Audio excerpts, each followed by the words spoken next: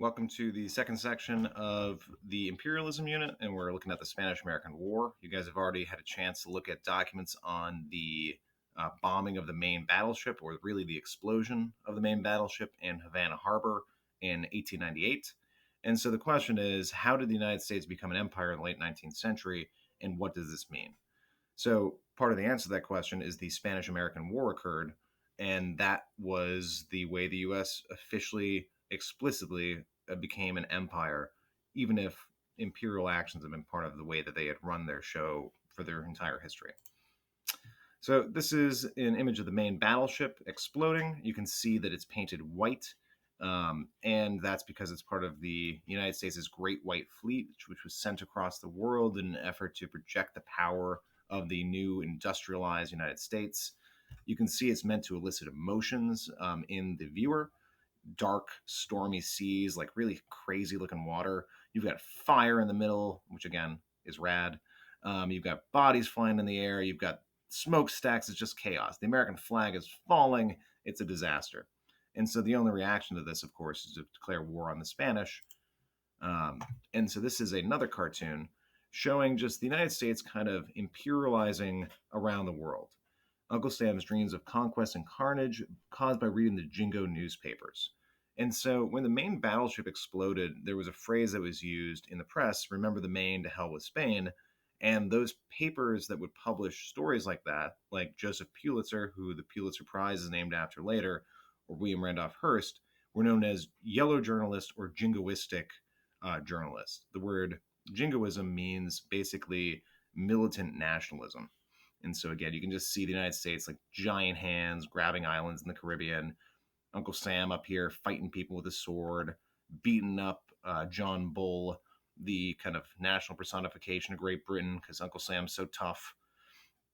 And even the eagle in this is kind of vulture-y looking. So this is a poem that was rushed into print right between the declaration of war and the blowing up the main battleship. It kind of gives a sense of how Nat jingoistic, frankly, the American public was.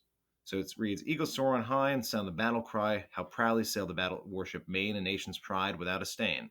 Erect she lies, her sailors slain by two-fished butchers paid by Spain. Eagles soar on high and sound the battle cry.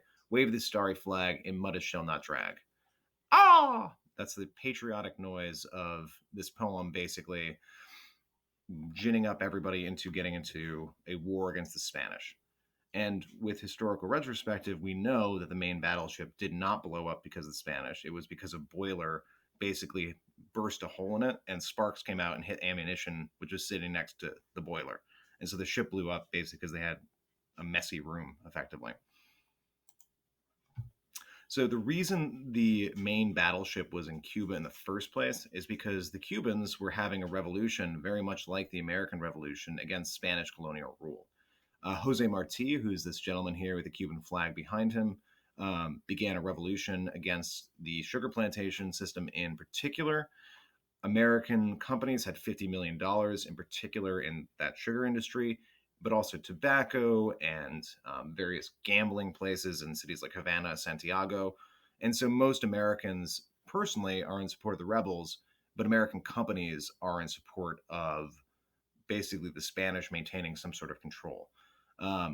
A kind of bridge too far occurs when Spanish General Weyler herds rural folk into concentration camps, which is what it's called in Spanish, where they literally concentrate the rural population into these absolutely brutal camps where there isn't enough food, there isn't enough clean water or sanitary conditions, and in an effort to kind of stamp out the rebellion.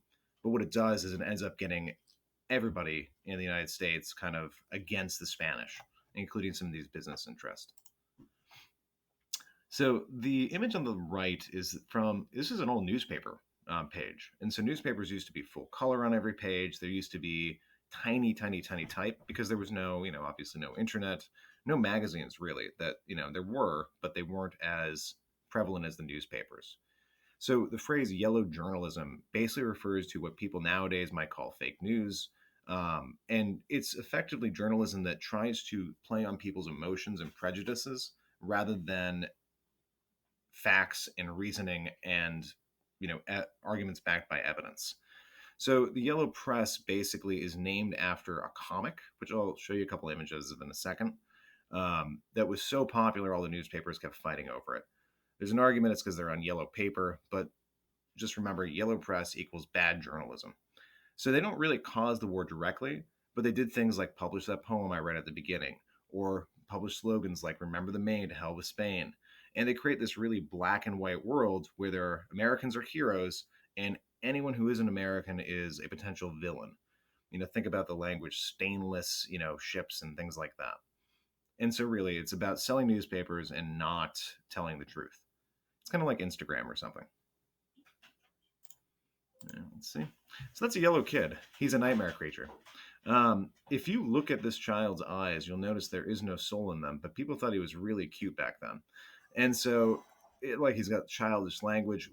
The reason he has no hair is he's supposed to represent the average tenement dweller and child of immigrants in the cities. So, like, this is if you wandered into a neighborhood in New York and you were in front of a tenement, you'd probably see a kid with no hair. If this was in school, I would ask you why. You guys would guess for a while. But the answer is because his head was shaved for lice, because you're in the tenements, it's crowded. So he's kind of supposed to represent like the innocent goodness of America and be super cute. Um, and so that's him. And so again, he was competed over by these very Hertz and Pulitzer, these giant newspaper publishers, to sell their papers. And all right, childish speech. Well, Hully Gee, here's to you. So this is William Randolph Hearst, New York Journal, and on the top of it you can see $50,000 reward, $50,000 reward. Destruction of the warship Maine was the work of an enemy. That's an argument you might recognize from writing a paper, right? Like you have a thesis statement that's has an arguable point. And then here's their evidence. Assistant Secretary the Assistant Secretary of the Navy, Theodore Roosevelt, was convinced the explosion of the warship was not an accident. The journal offers $50,000 reward for the conviction of criminals who sent 250 American sailors to their deaths. Naval officers are unanimous the ship was destroyed on purpose. So the first line is not true. They have no evidence to say that it's true. Secretary Roosevelt was convinced that the explosion of the warship was the work of the enemy because he wanted a war against Spain. He's a giant jingoistic kind of fellow, and this is our first introduction to him. And then the rest of it, is just basically trying to convince people, well, we wouldn't put $50,000 down if this wasn't really the dastardly Spanish. And you can see, again, you're reading this newspaper, millions of copies are printed in New York. This could change public opinion, just like, somebody telling lies in the press about the results of an election or something could have an impact on the American public's viewpoint on it. This is William Randolph Hearst's version. He went more for pictures rather than words. Main explosion caused by bomb or torpedo. He actually puts a question mark behind it, which is a little bit more honest. But you can see again, this is trying to get people. You don't show a giant picture of an explosion if you aren't trying to get people to have a reaction. And so they're trying to get people to blame the Spanish for this war. These are Hearst and Pulitzer. The guy on the left is Pulitzer. The guy on the right is Hearst. Again, these are newspaper publishers. And you can see they're childish, trying to sell newspapers, and competition is going to cause a war where the United States is going to kill people, basically because of no reason, except for this misguided national pride. So why should we remember the Maine? Again, just to kind of reiterate, what really happened, 266 Americans were killed in Havana Harbor. That year, the Navy decided to mine destroy the vessel, but nonetheless, facts didn't matter, and President McKinley, who is the guy here who kind of looks like a vampire, asked Congress for a declaration of war. At the same time, Congress was run, by anti-imperialists who asked for the Teller Amendment to the declaration of war and got it passed, where the U.S. promised that no matter what, they would not annex Cuba. The Spanish, however, had other possessions that were not Cuban, including in the Pacific, which in particular the Philippine Islands. So Commodore Dewey of the U.S. Fleet was ordered by Secretary of the Navy, Assistant Secretary of the Navy Teddy Roosevelt, to sail to Manila Harbor, which is the capital of the Philippines, before the declaration of war without telling his boss. So to be really straight about it, Teddy Roosevelt committed treason against the United States in order to start, get involved in a war that he thought should happen that had no reason behind it. in a country that was all the way across the Pacific Ocean and had nothing to do with Cuba.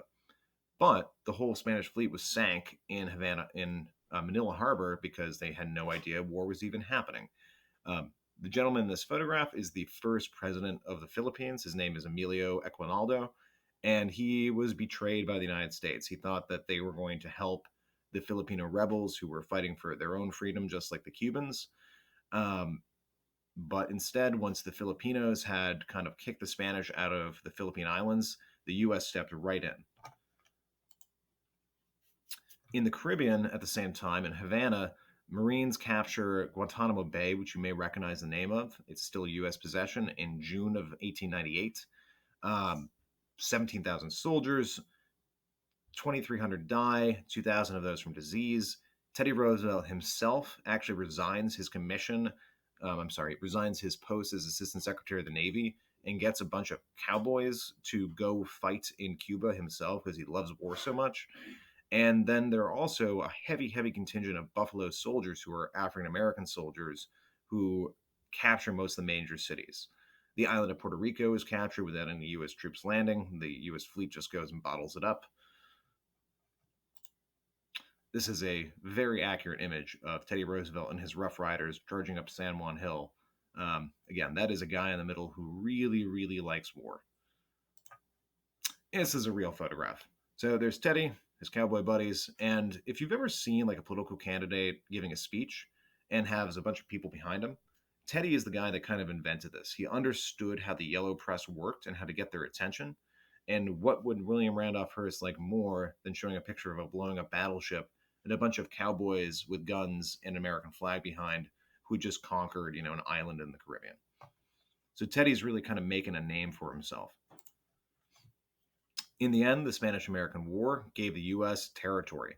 So the Teller Amendment again promises the U.S. won't annex Cuba. That's why Cuba is not one of the U.S. states. But the Treaty of Paris in 1898, so the war, by the way, I don't know if you noticed, only lasted 6 months, gave the U.S. control of Guantanamo Bay, which is a bay in Cuba that we still control, the island of Puerto Rico, the island of Guam in the Pacific, and the Philippine Islands, which is thousands of islands and millions of people. The Filipino people and the Puerto Ricans were not asked if they wanted to become part of the U.S. empire, but William McKinley, the U.S. president at the time, believed America had no choice but to uplift its conquered peoples and civilize them. And so that's that social Darwinism that we talked about. That is imperialism, that's nationalism. And this is the beginning of the U.S. as a world power and as an empire on explicitly. So the word empire is really controversial as far as what it means. But in this case, the United States is extending its power onto people who are not part of its nation for its own benefit. And you can see in this cartoon, there's Lady America with her sweet new hat, which, if you look at the smoke, has the word expansion in it, and the world's world power on one of the boats of the Great White Fleet. And she's feeling pretty fabulous about it. All right, so that's that.